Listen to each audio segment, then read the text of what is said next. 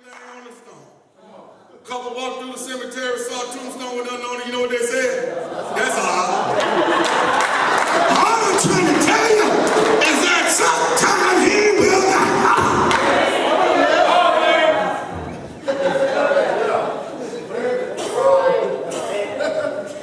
Now, I don't know about you, but I don't like that.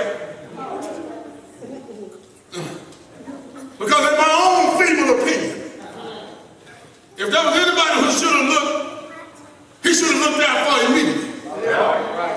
It seems to me, he should have looked out for the one that he said he loved. The couple in St. John chapter 2, we don't know their name. The woman in John chapter 4, we don't know her name. The man in John chapter 5, we don't know his name. The crowd in John chapter 6, we don't know none of their name. The woman in John chapter 8, we don't know her name. But in John chapter 11, the one who he says he loved, Jesus, if this is how you treat people that you love, hate me. I thought it was. I said, if that's how you treat the one you say you love, hate me. I don't need you acting hard with me. I needed it immediately straightway after the dishes blessing. I wish I had some help with you. And here's the reality today, y'all. Many of us are just like this boy named Lazarus in St. John 11. Because you read the previous chapters of other people's blessings. Come on up in here, y'all. You've been serving it. You've been faithful to it. You've tried to minister to him and minister for him. But now you're in a place in your life. It's a new year. But it seems like the same old stuff in 2012. And you're wondering, what have I done wrong? Why is everybody else receiving the blessing? That's right. And now it's bothering you. Because you read everybody else's previous chapters. You've been praying, giving your time, showing up at Mount Gilead, trying to be faithful. But yet, it seems that when you call on God, and you say we got a relationship, you ain't spent time in my house. But now you're acting odd. Well, if you give me a few minutes, I got some questions I want to ask you. Jesus, why do you periodically act odd in the lives of the people that you say you love? And here's what he told me, y'all. What did he tell you, Pastor? Preston Dixon, since you got the nerve to ask me, I got the gall to answer.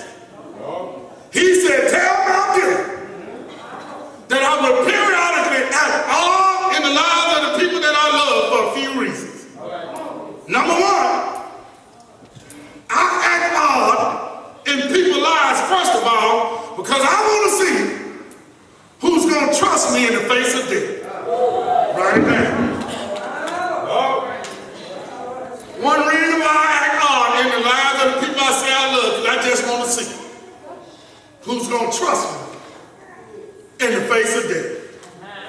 Let church say, who's going to trust me in the face of death. When he finally makes up his mind and stops acting odd, his friend had already died and already been in the grave some 4 days. Have I got a witness in here? And look at this conversation that they have in verse 20 and 23. When Jesus finally got there, he found Lazarus already 4 days dead. Bethany was near Jerusalem, only a couple of miles away, and many of the Jews were visiting Martha and Mary, sympathizing with them over their brother. Martha heard Jesus was coming and went out to meet him. Mary remained in the house. Martha said, Master,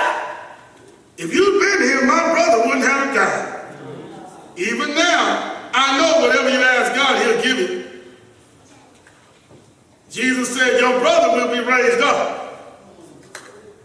You see that? Then in verse 24, she gets all deeper. Lord, I know he's going to be raised up in the eschatological. I know he's going to be raised in futuristically and apocalyptically. And Jesus said to her in verse 25, Martha, girl, you really don't know who I am.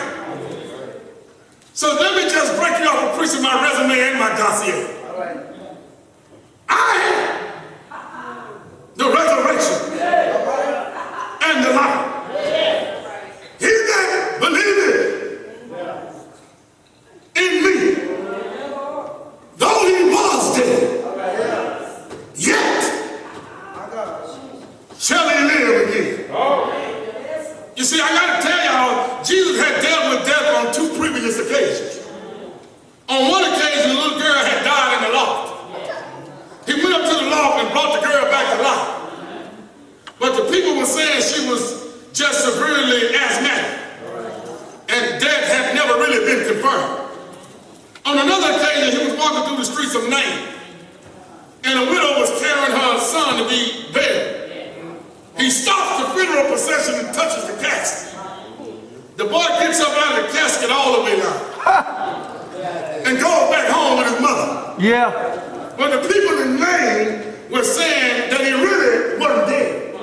Demetrius, they said he was only in a deep comatose condition.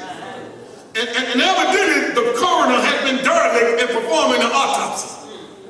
Because in the first century world, the Jews believed that when somebody died, that the spirit of the deceased could hover in the atmosphere over the deceased body for at least 3 days. And perhaps reconnect with the corpse. So Jesus said, okay, since y'all want to hate on the little girl resurrection, and since y'all discredited this woman's miracle in name, since you believe that the spirit can hover over the deceased for 3 days and somehow reconnect back to the corpse, this time I'ma show up 4 days after he graveyard dead in the ground. Yeah. So we're gonna bring him back to life this time. Can't nobody take credit for this but me. And I stopped by my way to heaven to tell y'all, maybe it looks like rigor mortis has set in your finances. Maybe it looks like your divorce is final.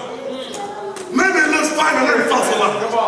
And you're ready to say ashes to ashes and dust to dust. I've come to tell you, don't you ever doubt the power of God. Because he'll let some things die in your life just to see if you'll trust him. Even when it looks like it's dead. That's why the saints of old used to say, have you any rivers that you think are uncrossable?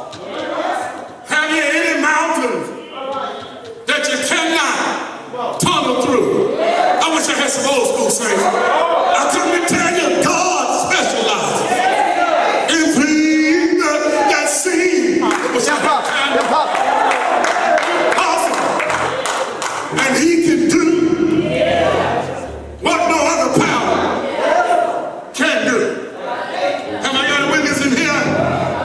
Can anybody testify that God can do what no other power?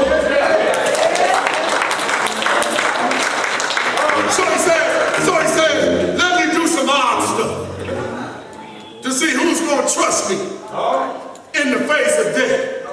But then secondly, he says, let me do some odd stuff to see who's going to talk to me even when you're depressed.